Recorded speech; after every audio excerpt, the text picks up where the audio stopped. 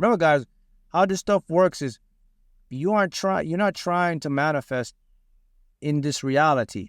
You're going to the reality where the manifestations already occurred. How I won the lottery so many times, it's not because I was trying to win it in this reality.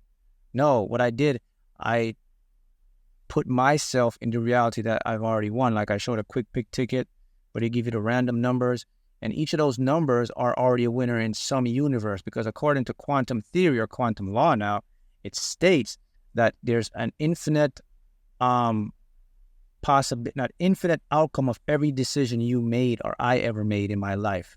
There's an outcome for that, and there's a version of you experiencing every single thing you could think of or you can't even think of right now that actually exists somewhere out in the multiverse. And this is according to quantum theory. And how do we know this to be true? Well, it's very simple. You don't have to be a rocket scientist or a physicist to understand this. All you got to understand is what's the building blocks of life and what you are made of.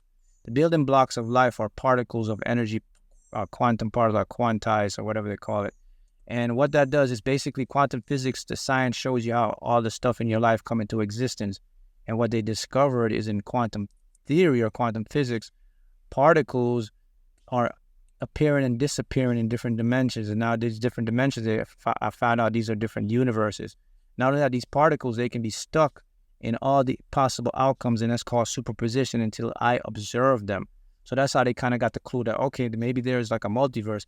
And then what tips it off even more now is how these particles are not infinite, they are finite. The universe is infinite, but the particles that make us up aren't. There's only a certain number of particles. So at some point, these particles have to repeat themselves. That means you have to repeat. Mark have to repeat somewhere in the universe, because that's how the math adds it up. So if the universe is infinite and everything is constantly replicating in pattern, it must say that I must repeat somewhere in the universe. Not only I repeats in the universe, but every decision or any interaction I do must repeat somewhere as happening somewhere in this multiverse. And then with the lottery thing now, what happens is instead of trying to win it now, I just focus more on being in that reality that I've already won.